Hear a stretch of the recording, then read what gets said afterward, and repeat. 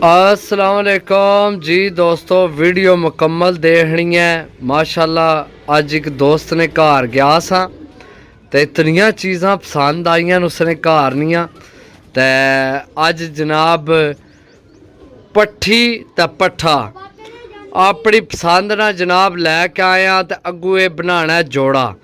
इन्ना की डाना नहीं, ये पिपला वाली ओरिजिनल जनाब ब्लड लाइन है। तुसी नाहन चेक करो माशाल्लाह तो पंजे चेक करो। ये तुहानू जनाब यकीन करो, मैं उठ के तुहानू दसा गल सारी यकीन नहीं है, समझने नहीं है। ये उन्होंने घर नहीं, बड़ी ब्लड लाइन मशहूर है, सही है। पिपला तू उस्ताद मीर मुख्तियार ने घर तू ये जनाब ब्लड लाइन आई है तो बड़े रीझा नाल चावां नाल ये जनाब ब्लड लाइन आई है, सही है। अड्डी जोड़ दोए ऐसिया चीज़ां ने। पैसे तो भाई जनाब समझो भी कोठे ही अपने ना कराना सी, लेकिन भाई की आख्या मेहरबानी करो जनाब कोठे ना कराओ, सही है।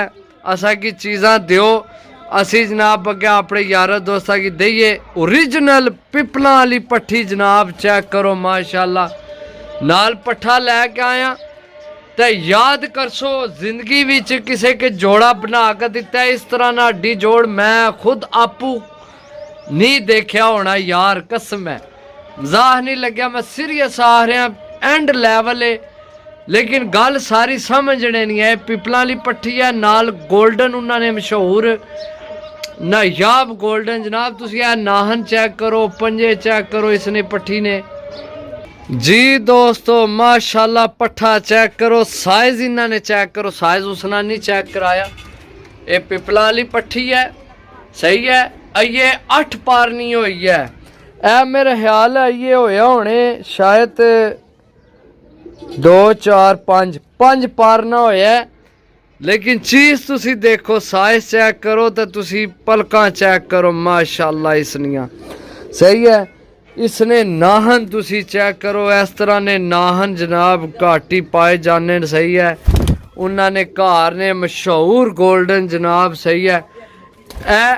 ए बनाना तुसी अगू जोड़ा, सही है। ये पट्ठियां पट्ठे ने, जोड़ा नहीं, ये पट्ठियां पट्ठे, ए पट्ठा ए पट्ठी है, ये जोड़ा बनाना। वैसे मैं उन्होंने गल करके आया, मैं भाई एडे महंगे मैं कदे वेचे नहीं, तो जे अगर ना विके तो जनाब मैं वापस तुहानू देसा। उन्हें आख्या जी भाई अल्लाह ने हुक्म ना तुसी वीडियो लगाओ, गारंटी दियो, साडे घर ना लैके बोल के दसो, लेकिन अच्छा नहीं लगना यार। फिर कई दफ़ा होने कि कोई तलक निकल आना तो आने यार तू भटकी एडे महंगे दे छोड़े करमा ले, इस तरह हो जाना। कई दफ़ा कोई और गल बन जानी है, इस गल मैं ना लैन लगे, सही है। चैंपियन जनाब छत, चैंपियन लाके ने, चैंपियन छत है साड़ी तहसील सराय आलमगीर नी, जिन्हें घर ने जनाब, सही है। पट्ठी तो पट्ठा आंदा है, वह भी उन्हें आख्या भी ये तां देन ले भी अगे जोड़ा बनवाने, मैं जी जोड़ा बनवासा, ठीक है।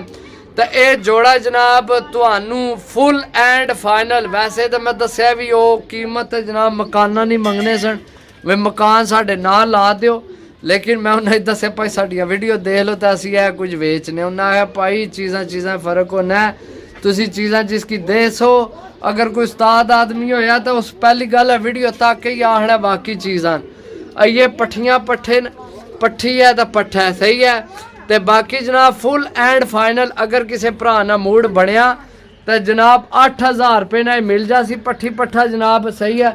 बाकी ना अगर किसी ना मूड बनया तो वापस उन्हें की दे छोड़ता, क्योंकि मानत करके ही आंदे, सही है। तो मानत उन्होंने फिर वापस ही दे सा, क्योंकि घर तो भरावा मैं शौक को नहीं, जे होवे मैं शौक तो मैं ए कोना छोड़ा है, मैं घर ही रखा सब तू पहला मैं ए घर रखा, लेकिन ये मैं शौक को नहीं। माशाल्लाह तगड़ा जोड़े, लैना देना नसीब होने हर भरा, सही है। बाकी जनाब जिन्हें भरावां की मुकम्मल शौक है कबूतरबाजी ने, जोड़ा लै सकने हो। मिलसा अगली वीडियो, तब तक इजाज़त दो। अल्लाह सुनने वाला अल्लाह।